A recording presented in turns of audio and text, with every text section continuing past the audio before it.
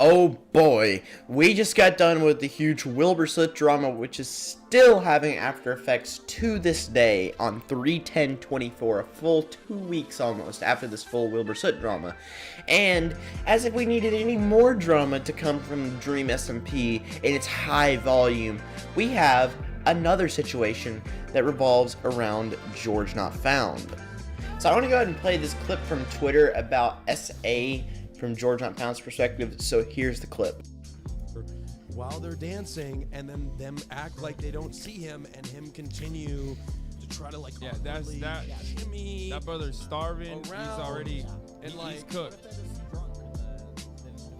Are you trying? Look, I just think I'm gonna side with Will here and say just treat men or women just like normal people. And from this clip, we see some basic evidence. Now, I'm going to get into the girl's side that has come out with the exposing like Shelby did prior. This is not confirmed, by the way. Wilbur said that he was going to, quote-unquote, do a live stream. It is currently 23 hours since he made that tweet, and I am here to inform you that almost an entire day later, he is yet to do that live stream. So until that live stream comes out, all we're doing really is theorizing and speculating. But what George says here is, what if they just don't know what they're doing? If they're 18 and they don't know what they're doing. Now, if this comes out as true where he did SA somebody, this is a complete balls off the wall statement to make. Just because they don't know what they're doing and they don't know that they're giving consent when they're drunk. Because here's the thing, I've never been drunk before, but I've been told that when you are drunk, it's kind of like you're in a trance. It's not really, you're kind of out of it.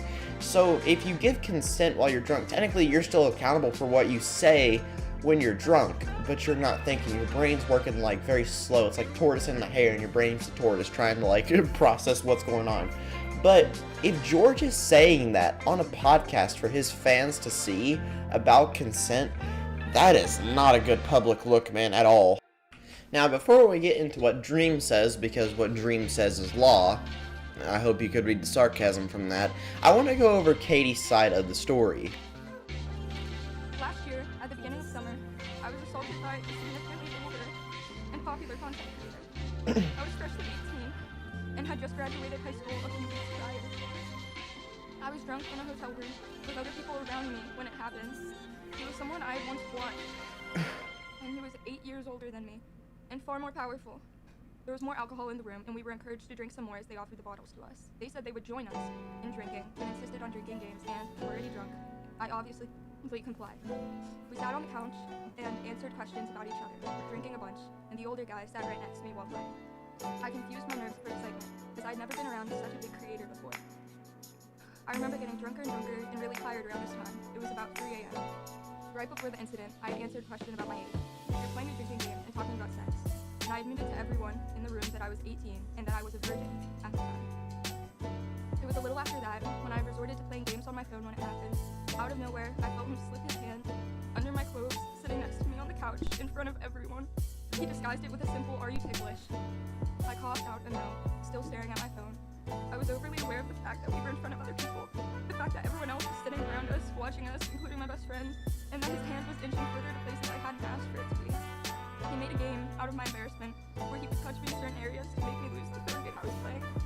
I was scared, and I felt sick, either from the alcohol or from his touch. It didn't matter, because my mind was a blur. I didn't speak or move. I remember being afraid to even breathe. I stayed there for a while, hoping my stillness could make me disappear. I eventually had to stand up after many minutes for it to stop. The night lasted until 6 a.m. I was still drunk, either from alcohol or tiredness. I went to leave, and the older guy decided to leave with me. We walked to the elevators, where I didn't get on. He then pretended that the elevator was broken, and that he couldn't leave, telling me to get in the elevator to prove it was broken. And then after a few minutes, he ended the night with a "guess I'm going now," leaving with a wounded puppy look. He proceeded to Instagram message me for a bit after that, simple flirting or asking about the next convention I was going to, saying stuff about seeing me there. Simple messages ultimately filtered into nothing. At the time of it all, I convinced myself I was lucky. I was lucky that that had happened to me. I was excited to be around such big creators, to be at that convention in general. I figured that's just how things were, that that was the price I had to give to be there, that anyone would have loved to be in my position, and that I Now, I must say, after looking at all that, it is a lot to take in. But one of the biggest things that I think is terrible out of all this is just the inconsequent push from if it is George, and it could be confirmed tomorrow that it is George, because the thing is, the reason why I believe it's George is because why would he say about coming out on a live stream? Now, he didn't do the dumb PR move like Wilbur did, which just ended his career. What I think George will do in this situation is he's going to try and say, oh, well, it did happen, but it was so long ago, or whatever. He's going to try and push this out of the way. He's going to try and make it seem like, oh, it's not that big deal, and she's just blowing this up way further out of proportion, like it, is crazier than it should be. But going back to Caddy, I think that's how you say her name. I don't know. I'll just call her Caddy. But going back to what she said about her being 18 and him forcing himself on her, GeorgeNotFound is definitely, I'm pretty sure, I can actually check, but I'm pretty sure GeorgeNotFound is older than, like, 21. Like, yeah, 27 years old. I just looked it up right now mid-recording. I know it's, not the best thing to do, but anyways, 27 to her 18. What is wrong with you? And even putting that age difference aside, he was obviously trying to get her drunken up to a point where she could not even recognize her own, anything. Like she said before, she didn't know she was, blackout drunk, and she didn't know where she knew where she was, but she just was, being forced into all this situation and stuff like that. But for the fact that George to think it's okay to push all this onto a 18-year-old and then try and force his hand into places that should not be done in a non-consensual manner, because it would be, I don't want to say it would be different if she was sober, because even if she was sober, there's still a 10-year age gap between you guys. It's just, my parents do have about 10 years age gap between them and their marriage, so I can't really say much on my behalf, but I don't know. But the 27 to 10, basically George is a grown man and she's still barely just getting into adulthood. So it just feels kind of wrong, So now that you have that background information, which I'll probably explain a little bit more in tomorrow's video if this, comes out. Also, Puns is being exposed right now as well, so that's going to be another video. But anyways, let's see what Father Dream has to say about all of this. George assured me he will be making a detailed stream statement. I didn't want to sleep without giving more perspective first. These are text convos from me to Caddy's best friend, who is also there months after VidCon. I have more to say after whenever George releases his statement. He fully made it seem so much worse than it actually was, Caddy. Caddy said she didn't even tell them the entire situation and that he just made that crap seem like that for drama. It's honestly so crazy that he even tweeted that without consulting Caddy first. Yeah, it's insane. In a different world, if something bad had happened like that, like him not even asking Caddy about it, is crazy. I love that guy, but that's just freaking insane. So disrespectful, literally.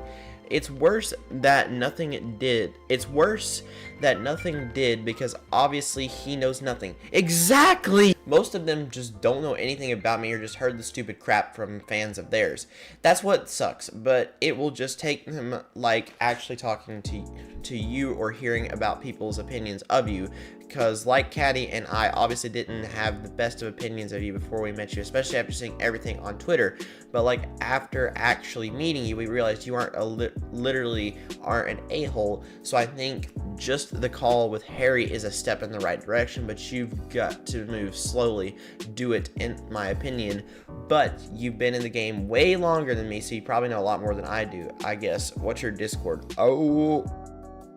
So after looking at those messages, I don't want to live anymore because that was very hard to read. I don't know anybody that texts their friends that incoherently. I feel like that's the drunkenness right there shining through. But despite all of that, I feel like this is just another attempt at Dream covering his rear end for more sake of drama, because Dream's already been, his rear end's been in the hot seat since, October, November, after all of this, and then his entire SMP is falling apart when, Dream's not found, or not Dream not found, George not found, but it's all falling apart now, and Puns is going to do that too. And if I get some more information on Puns that's, concrete, I'm going to make another video on Puns tomorrow. But it's just, it's just the fact of what it is. Like, Dream feels like he's trying to cover for it, and he's trying to say, look, you guys don't understand this. George is not the a-hole in this. You've got to meet him in real life. You got to give him a chance, you know. But here's the thing, if we've learned anything from the Shelby situation in the past 2 weeks, you have to listen to the victim first, because what the victim is saying cries louder. And I know Wilbur only had like 6 million subs or 5 million subs, whatever, around there. And I understand that George is a significantly bigger creator than Wilbur ever was. But the thing is, if you promise that within the next 24 hours you're going to deliver information on that subject, and then you fail to deliver, you've got 1 hour left, my dude, before I publish this video. And if this video doesn't get done before that, it'll be a day, then you need to deliver on that promise, because otherwise it's going to allow for the speculation like how Wilbur did once before. And the thing is too, when she says significantly older content creator, that falls in line with him as well, because GeorgeNotFound is a significantly older, 27 to 18. That's a 9-year age. And with that, that's everything I have for today. I know that this is not the end of the story, and I know that there is also a whole other story to make about this too, about puns, which I'm going to work on tomorrow, because this is already going to take enough time to edit as it is. But stick around for tomorrow, because there's definitely going to be a lot to cover on this situation, especially if GeorgeNotFound gets off the toilet and decides he wants to stream. But anyways, that's all from me, ladies and gentlemen. Come back tomorrow, and yeah, I'll see you guys later.